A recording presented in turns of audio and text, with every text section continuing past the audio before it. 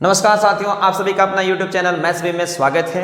इस वीडियो में हम लोग शुरू करने वाले हैं क्लास 10 के बेहतरीन टॉपिक जिसका नाम है त्रिभुज, ट्रायंगल्स। अक्सर बच्चे इस टॉपिक को, इस चैप्टर को लेंदी समझते हैं, भारी समझते हैं, नहीं समझ में आ रहा है, इस क्वेश्चन को हम एग्जाम में नहीं कर पाएंगे, ऐसा फीलिंग्स रखते हैं। लेकिन ऐसा सोचने का नहीं है। मैं आप लोगों के लिए स्टेप बाय स्टेप सारे कॉन्सेप्ट के साथ, अगर आपने 9th क्लास में ज्योमेट्री नहीं पढ़ा है, आपको डर लगता है ज्योमेट्री से, तो हड़बड़ाने का नहीं है। आप पैसेंस के साथ हमारे वीडियो को स्टेप बाय स्टेप सीक्वेंस से आप सारे वीडियो को देखेंगे। आपको यकीन दिलाता हूं कि आपको त्रिभुज में मजा आने लगेगा। आप सारे क्वेश्चन को खुद ब खुद सॉल्व कर लेंगे। तो बस आपको क्या करना है, अपने साथ कॉपी और कलम रखना है और नोट डाउन करते चलना है। अगर आप step by step note down करते चलेंगे, आपको मजा आएगा। मैं आपको बेसिक कॉन्सेप्ट, सारे बेसिक कॉन्सेप्ट को क्लियर कराते चलूंगा। चलिए इसी विश्वास के साथ हम स्टार्ट करते हैं। तो इस वीडियो में मैं एक्सरसाइज 6.1 के सारे कॉन्सेप्ट और सारे क्वेश्चन का सॉल्यूशन बेहतरीन ढंग से लाजवाब कराने वाला हूं। आप अंत तक हमारे इस वीडियो को जरूर देखें। इसके बाद मैं सेकंड वीडियो अल्टरनेट डे में रोज लाऊंगा और आप जल्दी से एक्सरसाइज 6.1 के महारत हासिल कर लेंगे। चलिए इसी विश्वास के साथ स्टार्ट करते हैं हमारा फर्स्ट चैप्टर। क्या है इस चैप्टर में, तो आइए हम लोग सबसे पहले देखते हैं कॉन्ग्रुएंट फिगर और सिमिलर फिगर। सर्वांगसम आकृति और समरूप आकृति में क्या डिफरेंस है, इन दोनों सर्वांगसम और समरूप के बारे में अच्छा से समझते हैं। इन दोनों टॉपिक को अच्छा से समझने के बाद हम एक्सरसाइज 6.1 के क्वेश्चन को आसानी से सॉल्व करेंगे। सबसे पहले मेरा काम क्या है, आपको सर्वांगसम आकृति और समरूप आकृति में डिफरेंस समझाना। तो चलिए सबसे पहले हम यही सीखते हैं। तो हमारा चैप्टर का नाम क्या हो गया, त्रिभुज। त्रिभुज, क्लास 10th। त्रिभुज क्लास 10th एनसीईआरटी। हम लोग क्या सीखने जा रहे हैं, सर्वांगसम और समरूप। सर्वांगसम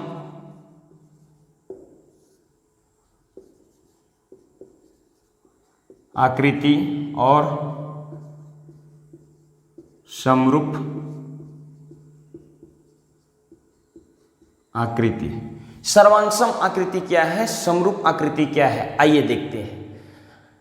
सर्वांगसम आकृति, सर्वांगसम आकृति जैसे ये हमारा वर्ग है, वर्ग जिसका भुजा का लंबाई 4 सेंटीमीटर मान लिया जाए, और ये भी हमारा वर्ग है, इसका भुजा का लंबाई भी 4 सेंटीमीटर है।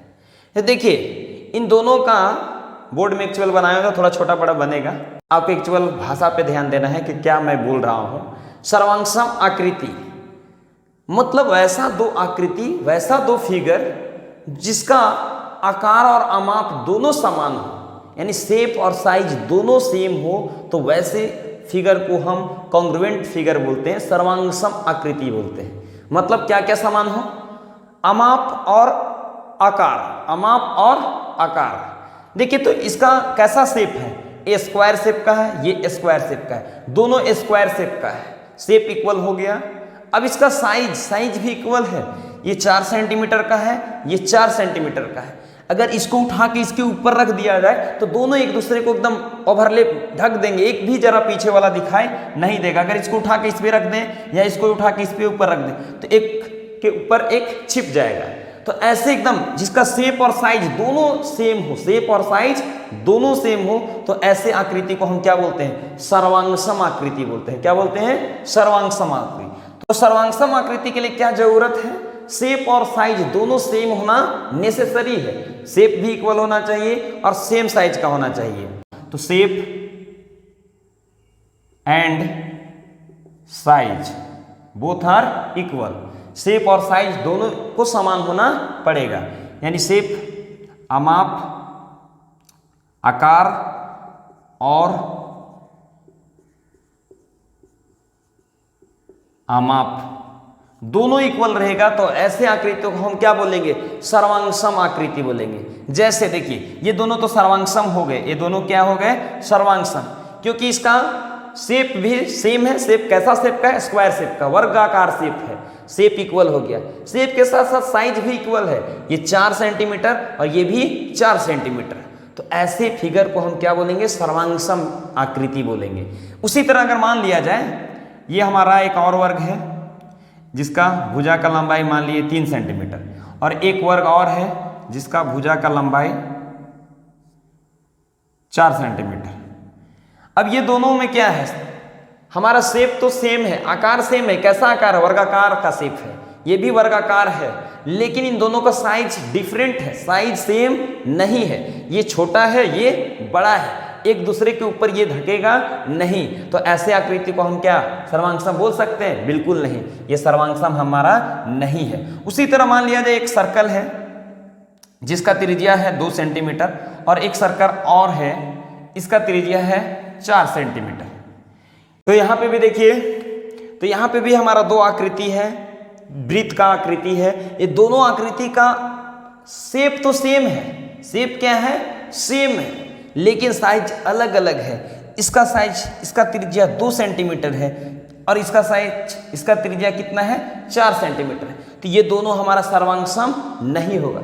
साइज का मतलब आप ये भी समझ सकते हैं कि एरिया, क्षेत्रफल का बात करेंगे, क्षेत्रफल भी बराबर होना चाहिए। साइज का बात करें तो क्षेत्रफल भी बराबर होना चाहिए। अगर इसका क्षेत्रफल मान लिया जाए 5 मीटर स्क्वायर है, तो इसका भी अगर क्षेत्रफल 5 मीटर स्क्वायर हो जाए तो ये दोनों वृत्त को हम क्या बोल सकते हैं, सर्वांगसम बोल सकते हैं। लेकिन यहाँ पे क्षेत्रफल बराबर यानी साइज हमारा बराबर नहीं है, तो ये दोनों फिगर आपस में सर्वांगसम नहीं है।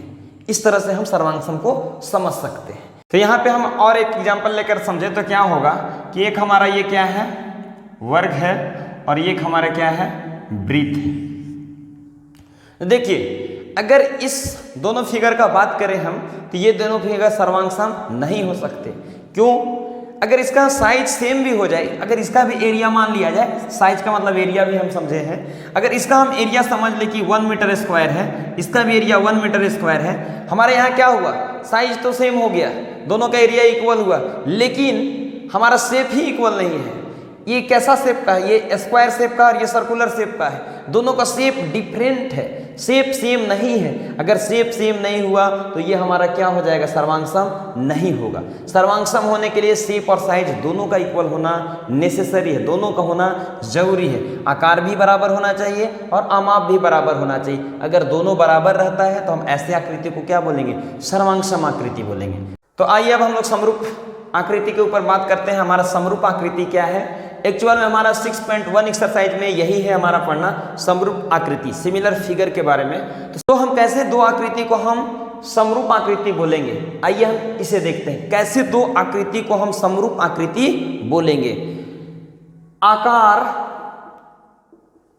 समान हो परंतु अमाप का समान होना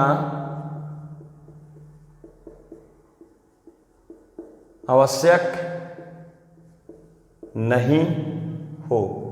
यानी वैसे दो फिगर जिसको हम क्या बोलेंगे, समरूप, उनके क्या इक्वल होना चाहिए, आकार इक्वल होना चाहिए, लेकिन अमाप इक्वल हो, बराबर हो अमाप, तब पर भी ठीक, नहीं हो तब पर भी ठीक। जैसे ये देखिए, ये हमारा क्या है, वृत्त है। इस वृत्त का अगर त्रिज्या हमारा 2 सेंटीमीटर है और एक वृत्त और है जिसका त्रिज्या 4 सेंटीमीटर है और एक वृत्त और है जिसका त्रिज्या 1 सेंटीमीटर है, तो यहाँ पे देखिए तीनों का आकार कैसा है, तीनों का शेप कैसा है, सर्कुलर शेप का है, वृत्ताकार शेप है। इसका भी वृत्ताकार, ये भी वृत्त, ये भी वृत्त, आकार सेम है, शेप सेम है, लेकिन साइज अलग अलग है। साइज इसका क्या है, इसका क्षेत्रफल कुछ होगा, इसका क्षेत्रफल अलग है, इसका क्षेत्रफल अलग है। कहने का मतलब ये 1 सेंटीमीटर त्रिज्या का वृत्त है, ये 2 सेंटीमीटर त्रिज्या का वृत्त है और ये 4 सेंटीमीटर त्रिज्या का वृत्त है। ये छोटा वृत्त है, इससे ये बड़ा वृत्त है, इससे ये बड़ा वृत्त है। मतलब साइज में अलग अलग है लेकिन शेप में सेम है, शेप सेम है, आकार सेम है। तो ऐसे फिगर को हम क्या बोलेंगे, समरूप है। ये तीनों आपस में क्या है, समरूप है। ये तीनों आपस में क्या है, समरूप है। तो ये हमारा समरूप फिगर हो गया। उसी तरह से ये हमारा वर्ग और ये हमारा वर्ग। ये देखिए ये वर्ग हमारा क्या है, ये मान लिया जाए 1 सेंटीमीटर का हमारा लंबाई का वर्ग है और ये हमारा 3 सेंटीमीटर लंबाई का वर्ग है। दोनों का शेप सेम है। शेप कैसा शेप का है, स्क्वायर शेप का है, वर्गाकार शेप है। इसका भी शेप कैसा है, इसका भी आकार कैसा है, वर्गाकार आकार है। तो ये दोनों आपस में क्या होगा, समरूप जरूर होगा। सर्वांगसम हो या ना हो ये इसकी गारंटी नहीं है। तो इसका आकार अगर इक्वल हो जाता है, आकार इक्वल हो जाता है तो ऐसे दो फिगर को हम क्या निश्चित रूप से बोल सकते हैं, समरूप है। लेकिन इसका अमाप का समान होना जरूरत नहीं है समरूप होने के लिए। समरूप होने के लिए केवल आकार का समान होना जरूरी है, अमाप का समान होना कोई जरूरत नहीं है। अगर दोनों समान हो जाता है तो ये दोनों समान होने के साथ हम इस दोनों फिगर को कैसा बोल सकते हैं, सर्वांगसम बोल सकते हैं। तो ये हमारा क्या हो जाएगा, सर्वांगसम हो जाएगा। अगर दोनों चीज इक्वल हो जाए तब। तो यहाँ पे एक बात हम गौर करेंगे तो सीखेंगे कि हर एक सर्वांगसम फिगर जो भी होगा वो निश्चित रूप से समरूप होगा। सर्वांगसम फिगर निश्चित रूप से समरूप होंगे क्योंकि सर्वांगसम के पास तो दोनों चीज इक्वल होते हैं, शेप भी और साइज भी। लेकिन हमारा समरूप के पास क्या होना चाहिए, केवल शेप होना चाहिए इक्वल। तो अगर जो फिगर सर्वांगसम होता है वो तो फिक्स न फिक्स क्या होगा, समरूप होगा। लेकिन इसका उल्टा कोई जरूरत नहीं है। ऐसा नहीं हो सकता कि हर एक समरूप फिगर, हर एक समरूप आकृति सर्वांगसम हो जाए, ऐसा कतई जरूरत नहीं है। तो हम यहाँ पे क्या समझे कि हर एक सर्वांगसम आकृति हमारा क्या होगा, समरूप होगा। लेकिन हर एक समरूप आकृति सर्वांगसम हो ऐसा कोई जरूरत नहीं है। तो आइए और हम कुछ विशेष एग्जाम्पल लेकर समझते हैं। आइए अब हम त्रिभुज के ऊपर बात करते हैं। त्रिभुज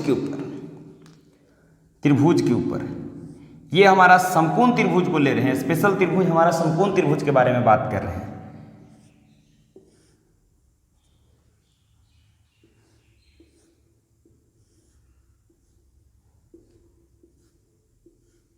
ये हम 4 त्रिभुज ले रहे हैं, समकोण त्रिभुज। मान लिया जाए इसका भुजा का लंबाई 5, 4 और 3 है। इसका भी भुजा का लंबाई है 4, 3 और 5।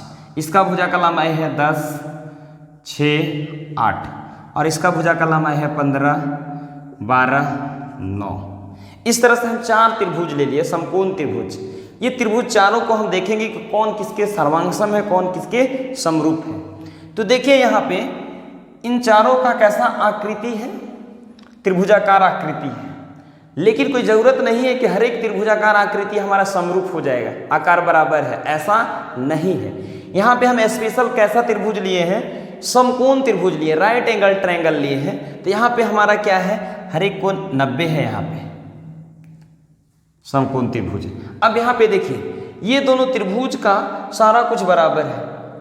दोनों कैसा आकार का है, समकोण आकार का है और ये भी हमारा समकोण आकार का है। साथ ही साथ ये दोनों का करस्पॉन्डिंग यानी संगत भुजा की लंबाई भी बराबर है। देखिए यहाँ 5, 5, इसके संगत ये 3, 3, इसके संगत 4, 4। मतलब इस दोनों त्रिभुज का आकार भी और आमाप भी दोनों सेम है, दोनों सेम है। तो ये दोनों त्रिभुज हमारा क्या हो जाएगा, सर्वांगसम हो जाएगा। यानी हमारा अगर इसको हम 2 नंबर का त्रिभुज बोलते हैं और इसको 4 नंबर का त्रिभुज बोलते हैं तो हमारा 2 त्रिभुज आकृति 2 और आकृति 4 हमारा कैसा है, सर्वांगसम है। अगर सर्वांगसम हो जाता है तो समरूप होना निश्चित है, समरूप होना निश्चित है। इस बात की गारंटी है। अगर कोई त्रिभुज सर्वांगसम हो जाता है तो निश्चित रूप से क्या होगा, समरूप होगा। तो चलो अब इस फिगर और इस फिगर का कंपेयर करते हैं। तो आइए हम देखते हैं कि ये दोनों त्रिभुज हमारा सर्वांगसम है, समरूप है कि नहीं। तो देखेंगे अगर हम सर्वांगसम का बात करेंगे इन दोनों त्रिभुज के लिए तो ये दोनों त्रिभुज हमारा सर्वांगसम नहीं होगा। कैसे? क्योंकि ये त्रिभुज जो हमारा है ये साइज में बड़ा है। एक्चुअल में ऐसे दोनों इक्वल दिख रहा है लेकिन ऐसा बात नहीं है। ये बड़ा है, इसकी भुजा देखिए 15 है, यहाँ 10 है, यहाँ 12 है, 8 है। मतलब इसके सारे भुजे से इसका सारा भुजा बड़ा है तो पक्का इस साइज में क्या है, बड़ा। ये दोनों त्रिभुज आपस में सर्वांगसम तो निश्चित नहीं होगा क्योंकि शेप तो सेम है। ये भी हमारा समकोण त्रिभुज, ये भी हमारा समकोण त्रिभुज, लेकिन साइज क्या है, अलग अलग है। ये छोटा है, ये बड़ा है, इसलिए दोनों फिगर हमारा सर्वांगसम नहीं होगा। तो सर्वांगसम नहीं होगा तो क्या समरूप होगा, आइए देखते हैं। तो त्रिभुज के ऊपर अगर हम बात करें तो समरूप होने के लिए त्रिभुज में कुछ रूल बने हुए हैं, कुछ रूल्स बने हुए हैं। इस रूल को पालन करना चाहिए। तो क्या रूल है? 2 रूल है। अगर कोई भी त्रिभुज समरूप हो किसी त्रिभुज के साथ तो 2 नियम को पालन जरूर करेगा, 2 रूल्स को फॉलो जरूर करेगा। क्या क्या रूल्स है? पहला रूल्स है हमारा कि त्रिभुज के संगत कोण आपस में क्या होगा? बराबर होगा। संगत कोण बराबर होगा, मतलब करस्पॉन्डिंग एंगल्स इक्वल होंगे। तो संगत कोण बराबर होगा मतलब संगत कोण का बात करें, संगत का मतलब बात करें, अगर हम यहाँ पे खड़े हैं आपकी तरफ फेस करके, तो और एक बगल में हमारा कोई पर्सन है जो आप ही के तरफ फेस करके खड़ा है, तो संगत का बात करें, ये हमारा कौन सा हाथ है? बायां हाथ है, लेफ्ट हैंड है। तो हमारे बगल में जो व्यक्ति खड़ा है उसका भी लेफ्ट हैंड हमारे लिए क्या होगा? संगत होगा। अगर हम इस कान का बात करें तो यहाँ जो खड़ा है उसके लिए भी इधर वाला कान यानी बायां तरफ वाला कान क्या कहलाएगा? संगत कहलाएगा। तो संगत का मीनिंग ये है। तो हम यहाँ पे क्या बात कर रहे थे? अगर दो त्रिभुज समरूप होते हैं तो उसके पास 2 रूल्स फॉलो होने नेसेसरी है। कौन से 2 रूल? पहला नंबर कि संगत कोण का मान बराबर होगा, संगत कोण का मान बराबर होगा। अगर हम इस त्रिभुज और इस त्रिभुज को समरूप बोलते हैं तो देखिए यहाँ पे ए है, बी है और सी है। मान लिया जाए इसका नाम डी ई एफ है। अगर ये दोनों त्रिभुज हमारा समरूप है, ये दोनों त्रिभुज समरूप है मान लिए, तो 2 रूल फॉलो करेगा। पहला रूल, संगत कोण का वैल्यू क्या होगा? बराबर होगा। संगत कोण का मान क्या होगा? बराबर होगा। मान लिया इसका संगत ये होगा तो कोण ए और कोण डी आपस में क्या होगा? इक्वल होगा। उसी तरह कोण बी और कोण ई 90 डिग्री है तो दोनों संगत होगा, दोनों इक्वल होगा। और तीसरा नंबर क्या? हमारा ये कोण सी कोण एफ के इक्वल होगा। तो संगत कोण का मान बराबर होना जरूरी है। साथ ही साथ संगत भुजा का अनुपात बराबर होना चाहिए। संगत भुजा का अनुपात बराबर होना चाहिए। साइज तो छोटा बड़ा है, ये तो हमको मालूम है कि साइज छोटा बड़ा हो। ऐसा नहीं है कि साइज बिना कुछ रूल्स के बढ़ गया घट गया, ऐसा नहीं है। संगत भुजा का अनुपात यानी संगत भुजा का जो लंबाई है वो जो घटा बढ़ा है कुछ ना कुछ रेशियो में, कुछ ना कुछ अनुपात में बड़ा हो, जो अनुपात हमारे हर एक के लिए क्या होना चाहिए? हर एक भुजा के लिए इक्वल होना चाहिए। जैसे यहाँ पे समझिए, जैसे ये भुजा का लंबाई 10 है, इस भुजा को बढ़ाकर हम 15 कर दिए, इसके संगत भुजा डीएफ भुजा के संगत एसी भुजा को बढ़ाकर 15 कर दिए। मतलब कितना बढ़ाए? देखते हैं कितना अनुपात बढ़ाए। यानी हमारा AC बटा DF, AC बटा DF, तो AC हमारा 15 है, DF हमारा 10 है, यानी 5 दूना 10, 5 दिया 15, यानी 3:2 के रेशियो में हम इसको इंक्रीज किए हैं, बढ़ाए। इसकी लंबाई को कितना बढ़ाए? 3/2 भाग बढ़ा दिए। मतलब 10 था हमारा तो 3/2 भाग यानी 5 बढ़ा दिए हम, ऐसा समझे। तो इस भुजा को भी उसी अनुपात में बढ़ाना होगा। तो देखिए इस भुजा को भी उसी अनुपात में बढ़ाए हैं, यानी BC भुजा जो हमारा बढ़ा है किसके कंपेयर से बढ़ा है? EF के कंपेयर से। तो हमारा BC कितना हो गया? 9 हो गया और EF कितना है? 6 है, यानी 2 3 दूना 3 तिया 3 दूना 6। तो देखिए यहाँ पे भी कितना बढ़ा है? 3/2 अनुपात में बढ़ा है, यानी ये भुजा कितना बढ़ा? 3/2 गुना बढ़ गया। उसी तरह इस भुजा के भी अनुपात देखा जाए तो इस भुजा का अनुपात यानी AB और DE का अनुपात देखा जाए तो ये 12 है, ये 8 है। 4 तिया 12, 4 दूना 8, यानी इसका भी बढ़ने का जो रेशियो है, जो अनुपात है, कितना है? 3/2 है।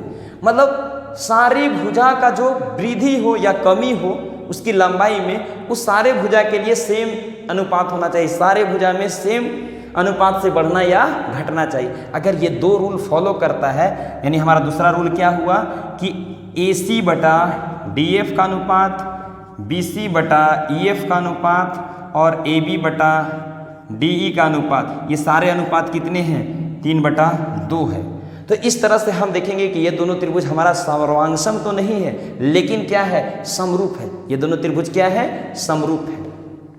अब ये त्रिभुज समरूप है क्या? देखें तो देखिए यहाँ पे इसका ट्रिपल हो गया, 3 गुना बढ़ा है, ये भी 3 गुना बढ़ा है, ये भी 3 गुना बढ़ा है। तो ये दोनों त्रिभुज भी क्या है? समरूप है। उसी तरह उस त्रिभुज से इस त्रिभुज का भी बात करेंगे तो सेम चीज़ है, दोनों त्रिभुज इक्वल है, तो ये भी हमारा क्या होगा, तीनों त्रिभुज चारों त्रिभुज आपस में क्या है, हमारे समरूप है, लेकिन सर्वांग सम नहीं है। तो इस तरह से हम समझ सकते हैं। लेकिन ये हमारा कैसा त्रिभुज लिए थे, समकोण त्रिभुज लिए थे। लेकिन अगर हम दूसरा त्रिभुज लेते हैं, जैसे मान लिया जाए एक हमारा ये हमारा है एक त्रिभुज है समद्विबाहु त्रिभुज, जिसका दो भुजा क्या हो, बराबर हो, ABC।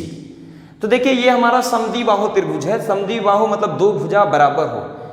तो ऐसा त्रिभुज समद्विबाहु त्रिभुज और भी हम बना सकते हैं। जैसे ये हमारा एक और समद्विबाहु त्रिभुज हुआ, ये भुजा बराबर है, ये भुजा अलग है। देखिए ये त्रिभुज और ये त्रिभुज दोनों का आकार ही इक्वल नहीं है, दोनों का आकार ही इक्वल नहीं है, इसलिए ये दोनों त्रिभुज समरूप नहीं हो सकते हैं। समरूप होने के लिए देखिए अलग टाइप का दिख रहा है, इसका आकार अलग है, इसका आकार अलग है। इसी तरह और भी हम एग्जांपल ले सकते हैं, जैसे ऐसा है, ये इसका आकार, इसका आकार, इसका आकार, तीनों का आकार अलग अलग है। तो ऐसा कोई जरूरत नहीं है कि हर एक त्रिभुज हमारा क्या हो, समरूप हो, ऐसा कोई जरूरत नहीं है। तो त्रिभुज के लिए हमने क्या दो रूल बनाए, हमने रूल बनाए कि संगत कोण का मान क्या होना चाहिए, बराबर होना चाहिए, संगत कोण करस्पॉन्डिंग एंगल्स का वैल्यू इक्वल होना चाहिए। दूसरा रूल्स हमने ये बनाए कि त्रिभुज के संगत भुजा के अनुपात भी क्या होना चाहिए, बराबर होना चाहिए। मतलब एक त्रिभुज दूसरे त्रिभुज के संगत भुजा का जो अनुपात है, यानी इस त्रिभुज से ये त्रिभुज जो बढ़ा घटा है, तो हर एक भुजा का बढ़ने घटने का अनुपात क्या होना चाहिए,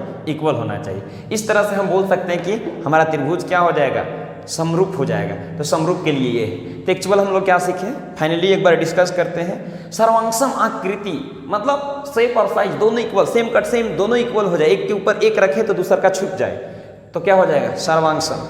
और समरूप क्या है, समरूप में हमारा केवल आकार सेम होना चाहिए, एक जैसा होना चाहिए। जैसे वृत्त वृत्त वृत्त, हमारा सारा वृत्त क्या होगा, समरूप होगा, क्योंकि सारा का वृत्त का आकार एक ही है, साइज अलग अलग भले हो। उसी तरह सारा वर्ग हमारा क्या होगा, सारा वर्ग भी हमारा क्या होगा, समरूप होगा। सारा आयत, सारा रेक्टेंगल भी हमारा क्या होगा, समरूप होगा। इस तरह से हम समझ सकते हैं। आइए एक्सरसाइज 6.1 के सारे क्वेश्चन को सोल्यूशन फटाक से करते हैं। अगर अभी तक आपने हमारे चैनल को सब्सक्राइब नहीं किया तो सबसे पहले आप हमारे चैनल को सब्सक्राइब करें और बेल आइकन को प्रेस करना ना भूलें, ताकि आपको सारे वीडियो का नोटिफिकेशन समय पर मिलता रहे। चलिए आइए एक्सरसाइज 6.1 को क्वेश्चन को कंप्लीट करते हैं।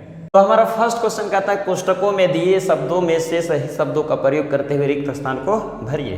तो फर्स्ट क्वेश्चन क्या है, सभी वृत्त डैश होते हैं सर्वांगसम या समरूप, यानी सारे वृत्त कैसे होते हैं, सर्वांगसम होते हैं या समरूप होते हैं। तो सारे वृत्त मैंने बहुत आसानी से सिखाया आपको कि सारे वृत्त का बात करें, कोई भी वृत्त हो, छोटा बड़ा कोई भी वृत्त लिया जाए, कोई भी वृत्त उसका आकार तो सेम रहेगा।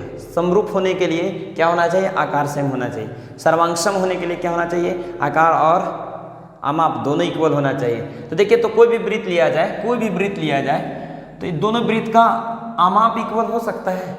बहुत सारे वृत्त बनाए जा सकते हैं, छोटे बड़े बहुत सारे वृत्त बनाए जा सकते हैं। क्या सारे का साइज इक्वल हो सकता है, नहीं। तो साइज अगर इक्वल नहीं हुआ तो सर्वांगसम तो फिक्स है, नहीं होगा। तो हमारे सारे वृत्त का रूप एक ही है, मतलब सारे का आकार एक है। तो ऐसे हम सारे वृत्त को क्या बोल सकते हैं, समरूप बोलेंगे। तो हमारा इसमें क्या भरा जाएगा, समरूप हो गया फर्स्ट के लिए। उसी तरह सभी वर्ग के बारे में भी मैंने देखा है कि वर्ग में क्या है, सारे वर्ग का रूप एक ही रहेगा। सारे वर्ग का रूप का बात करें, सारे वर्ग का रूप छोटा बड़ा होगा, साइज अलग हो सकता है, साइज अलग होगा, लेकिन सारे वर्ग का रूप एक ही रहेगा। रूप एक ही मतलब हमारा इसका साइज अगर कंपेयर करें इस भुजा का अनुपात, क्योंकि अगर मान लिया जाए ये 3 है, ये 5 है, तो सारे में कितना वृद्धि हो रहा है, 2, मैंने 5/3 के अनुपात में सारा भुजा बढ़ रहा है। तो अनुपात हमारा क्या होगा, इक्वल होगा। तो आकार सेम है, वर्गाकार आकार, तो सारा वर्ग हमारा क्या होगा, समरूप होगा। समरूप सर्वांगसम नहीं हो सकता, क्योंकि सारे वर्ग का साइज अलग अलग होगा, इसलिए सर्वांगसम नहीं होगा। उसी तरह सभी डैश त्रिभुज समरूप होते हैं, यानी कैसे त्रिभुज समरूप होते हैं, सारे के सारे त्रिभुज तो समरूप नहीं होते हैं, मैंने बता चुका है। लेकिन कैसे त्रिभुज जो होंगे, सारे के सारे त्रिभुज आपस में क्या होंगे, समरूप होंगे। ऑप्शन दिए हुए हैं समद्विबाहु और समबाहु। तो देखिए, दोनों को हम बारी बारी अच्छे तरीके से समझते हैं। समबाहु के बारे में बात करें, समबाहु जिसके तीनों भुजा आपस में क्या हो, बराबर हो। तो समबाहु त्रिभुज का अगर बात करें कोई भी त्रिभुज समबाहु अगर हम बात करें, जैसे ये त्रिभुज छोटा है, ये त्रिभुज बड़ा है, तो इस त्रिभुज समबाहु का हमेशा रूप ऐसा ही रहेगा, आकार हमेशा ऐसा रहेगा। क्यों?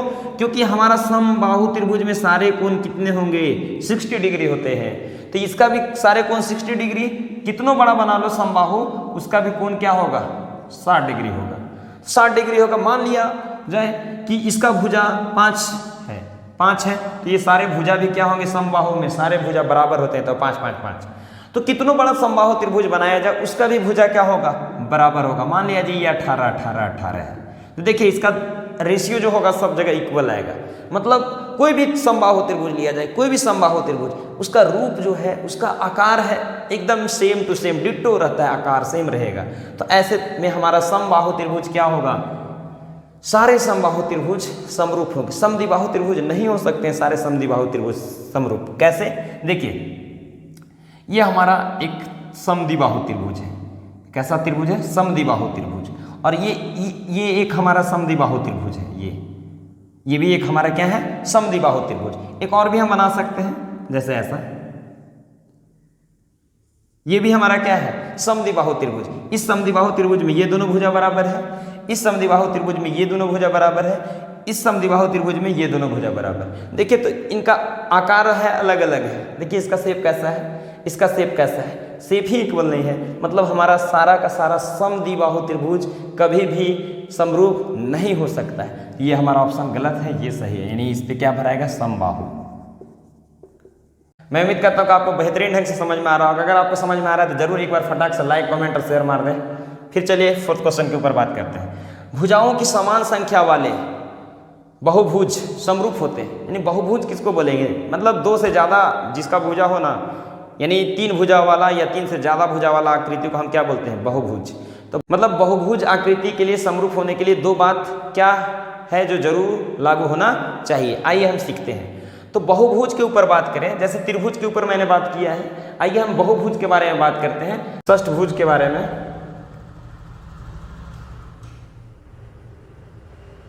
ये हमारा एक षष्ठभुज है।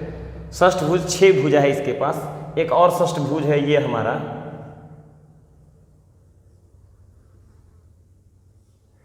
1 2 3 4 5 6, 1 2 3 4 5 6, 6 भुजा है, षष्ठभुज है, बहुभुज है। मतलब 2 से ज़्यादा भुजा है इन दोनों के पास। तो देखिए ये दोनों बहुभुज को समरूप होने के लिए क्या होना चाहिए? उनके संगत कोण का मान बराबर होना चाहिए। संगत कोण मतलब जैसे बताए थे, कोई व्यक्ति खड़ा है बगल में, तो मेरा राइट हैंड उसके राइट हैंड के साथ क्या होगा? संगत होगा। तो ऐसे में संगत हम बोलेंगे। तो देखिए यहाँ अगर जितना कोण हो उतना ही कोण यहाँ पे हो, यहाँ जितना कोण हो उतने कोण यहाँ पे हो, उसी तरह यहाँ जितना एंगल हो उतने एंगल यहाँ पे हो, जितना यहाँ कोण बनाता हो उतने कोण यहाँ बनाता हो। मतलब सारा संगत कोण आपस में क्या हो? बराबर होना चाहिए। पहला रूल्स। सेकेंड रूल्स क्या है कि संगत भुजा का अनुपात भी क्या होना चाहिए? बराबर होना चाहिए। अगर यहाँ इसका भुजा का इस भुजा के साथ का लंबाई का अनुपात, इस भुजा के साथ लंबाई का अनुपात, इस भुजा के साथ लंबाई का अनुपात बराबर होता है, तो हम बोलेंगे सारे उसी तरह। त्रिभुज में जैसे मैंने देखा कि इसका भुजा का लंबाई इसके साथ, इसका भुजा का लंबाई इसके साथ, इसका भुजा का लंबाई इसके साथ अगर बराबर है तो हम बोलेंगे क्या है? त्रिभुज हमारा या बहुभुज हमारा क्या है? समरूप है, समरूप। तो क्या होना चाहिए? भुजाओं की समान संख्या वाले 2 बहुभुज समरूप होते हैं यदि उनके संगत कोण क्या हो? बराबर हो। संगत कोण क्या हो? बराबर हो। तथा उनकी संगत भुजाएं समानुपाती हो। क्या हो? समानुपाती हो। समान अनुपात में बढ़ी या घटी होनी चाहिए। ऐसा नहीं कि एक भुजा को ज़्यादा बढ़ा दिए, दूसरा भुजा को उसके कंपेयर में हम छोटा कर दे, जैसे यहाँ पे हो रहा था। जैसे ये त्रिभुज हमारा समद्विबाहु त्रिभुज था, इसके कंपेयर में ये भुजा हमारा क्या हो गया? ज़्यादा बढ़ा, ये भुजा भी बढ़ा, लेकिन ये भुजा हमारा उस कंपेयर में नहीं बढ़ा। इस तरह से हमारा ये दोनों त्रिभुज क्या है? समरूप नहीं है। समरूप होने के लिए 2 बात नेसेसरी, आप अच्छे तरह से याद कर लेंगे। सेकंड क्वेश्चन क्या कहता है? सेकंड क्वेश्चन कहता है निम्नलिखित युग्मों के 2 भिन्न उदाहरण दीजिए। यानी 2 एग्जाम्पल हमें लिखना है। समरूप आकृति के 2 एग्जाम्पल लिखने हैं। समरूप आकृति, वृत्त, एक छोटा वृत्त एक बड़ा वृत्त, यानी 2 वृत्त आपस में क्या है? समरूप। मान लिया जाए इसका त्रिज्या 1 सेंटीमीटर और इसका त्रिज्या 5 सेंटीमीटर। दोनों वृत्त क्या होंगे, समरूप होंगे। उसी तरह समबाहु के बारे में भी ले सकते हैं, सारे समबाहु क्या होते हैं, समरूप होते हैं। या उसी तरह ये रेक्टेंगल और ये एक रेक्टेंगल, दोनों रेक्टेंगल आपस में क्या होंगे, समरूप होंगे। या आप वर्ग भी ले सकते हैं, एक वर्ग और ये दूसरा वर्ग, तो वर्ग भी ले सकते हैं, ये दोनों क्या होंगे, नहीं दोनों वर्ग, दोनों वृत्त या दो आयत आपस में क्या है, समरूप है। उसी तरह ऐसे दो आकृति का एग्जाम्पल देना है जो समरूप नहीं है। मतलब आप एक वृत्त ले लीजिए और एक वर्ग ले लीजिए, देखिए इसका आकार अलग है, इसका आकार अलग है, ये वृत्ताकार है, ये वर्गाकार है, आकार ही इक्वल नहीं है, तो ये दोनों क्या होंगे, समरूप नहीं होंगे। उसी तरह आप एक त्रिभुज ले लीजिए और एक क्या ले लीजिए, चतुर्भुज, दोनों का आकार क्या है, बिल्कुल अलग है, ये दोनों त्रिभुज में आकृति हमारा समरूप नहीं होगा। आइए लास्ट क्वेश्चन को देखते हैं, थर्ड क्वेश्चन को, और ये चैप्टर हमारा क्या हो जाएगा, समाप्त हो जाएगा। थर्ड क्वेश्चन है, बताइए कि निम्नलिखित चतुर्भुज समरूप है या नहीं। आप तो आंसर समझ ही गए होंगे कि क्या होने वाला है आंसर, समरूप है या नहीं है। ये दोनों चतुर्भुज आपस में समरूप है या नहीं, तो आप देखकर यहाँ पता लगा सकते हैं कि दोनों त्रिभुज के भुजा तो जरूर समानुपात में है, समानुपाती है।